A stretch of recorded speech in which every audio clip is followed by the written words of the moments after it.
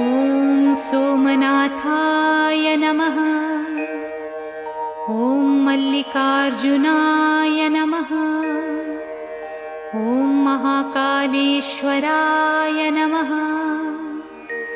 ॐ ओंकारेश्वराय नमः। ॐ वैद्यनाथाय नमः। ॐ भीमशंकराय नमः। ॐ रामेश्वराय नमः। ॐ नागेश्वराय नमः। ॐ विश्वेश्वराय नमः। ॐ त्र्यंबकेश्वराय नमः।